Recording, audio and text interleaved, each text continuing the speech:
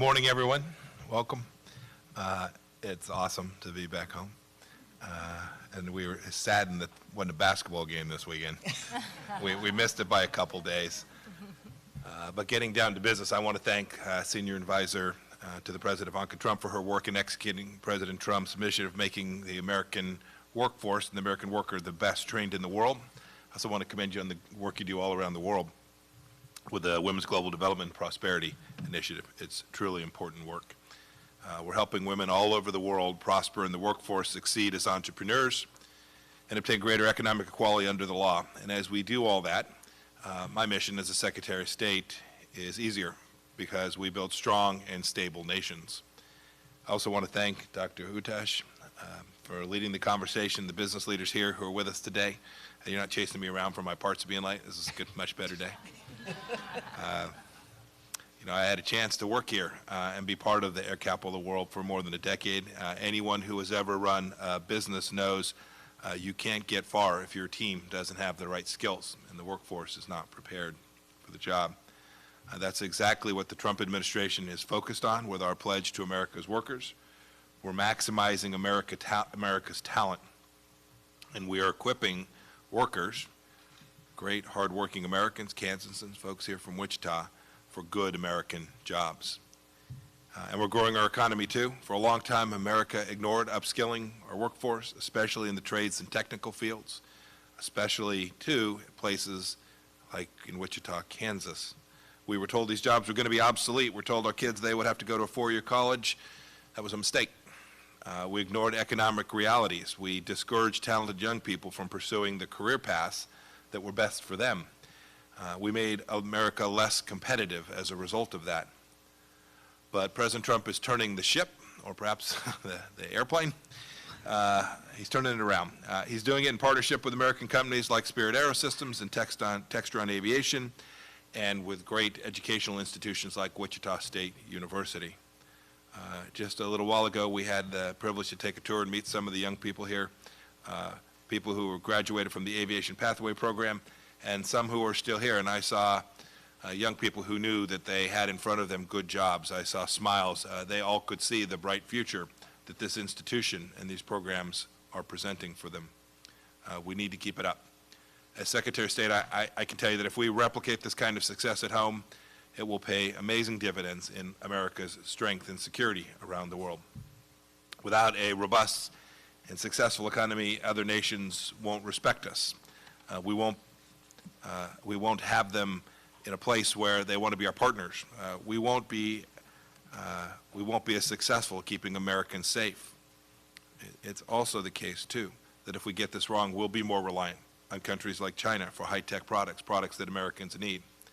If we get this right, we'll be able to sustain the prosperity that funds a strong military and diplomatic corps. And I want to thank all the companies who signed the pledge to America's workers this morning. You're making us strong both here at home and abroad. Thank you all for being here today, and I'd now like to turn it over to Senior Advisor Ivanka Trump. Thank you so much, Secretary Pompeo, and it is my honor to be here in Wichita for the first time with you and your family as our host. And Sherry, thank you for hosting us here at WSU Tech. You have been an absolutely vital and constructive voice on our Workforce Policy Advisory Board, and it is amazing to be here in your home and experience firsthand the great training programs that we witnessed a sampling of earlier today. So thank you for hosting us. To Senator Moran, thank you for joining us today and for your tireless effort to ensure that the American worker is trained with the skills that are needed to thrive in this booming and robust economy. And Congressman, thank you for your great support right here in your district of this great academic institution and your push back in Washington for more examples like what we're seeing here today to inform the work that we are doing. I'd like to thank the CEOs who join us. Scott from Textron was actually with us 1 year ago as Textron signed our Pledge to America's Workers at the White House, And since then, and now with Spirit Aerospace adding to these numbers, over 350 companies, domestic and foreign, have signed our pledge committing to investing in the skills and the talents of over 14 million American workers. So we couldn't be more proud to have so many great American employers join us today and reaffirm their commitment to this country's greatest resource by far, which is our exceptional workforce. So with that, the most important people in the room today are the students and the next generation of worker who's going to keep our country competitive and keep our country great. The president campaigned on rebuilding the American dream and making it attainable and accessible to all Americans, regardless of age or background or level of academic achievement. And he has been delivering on that vision time and time again. We see it across the nation as every demographic is enjoying unprecedented success. The lowest unemployment rates, we're certainly seeing it here in Kansas with an absolutely booming economy, where the number one challenge of employers is skilled workforce. Well, that's a good problem to have because it's forcing employers like those here today to get creative, to reach onto the sidelines of the economy, to bring people into the workforce who may not have otherwise been given a chance, and to equip them with the skills they need to secure not only a job, but a career for themselves and their family. This isn't some big government program.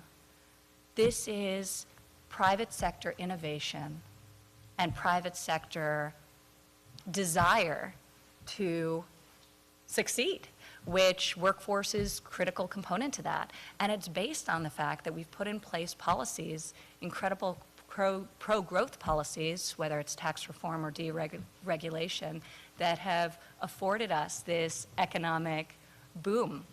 So it is all of you who have the grit and perseverance and desire to achieve that are making these programs successful, and the combination of demand-driven education, the demand coming from the private sector, the education coming from great institutions such as we're seeing here today, and hopefully the amplification and the acceleration coming from us back in DC and at the federal government as we look to bring these opportunities to more Americans so that every American who wants to work can find a pathway to a great paying job, can feel selected, can feel chosen, because that's what this economy is allowing.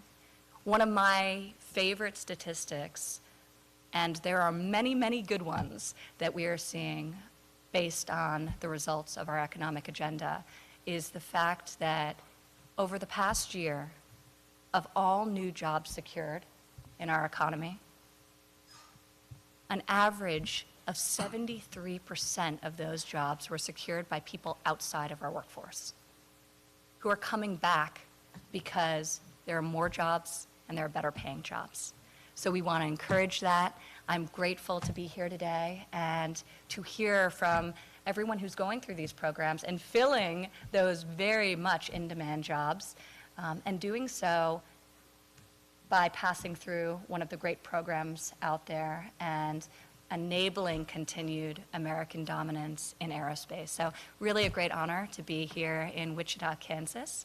And Sherry, if you want to kick us off, I'd love to hear from the amazing students and workers who join us here today.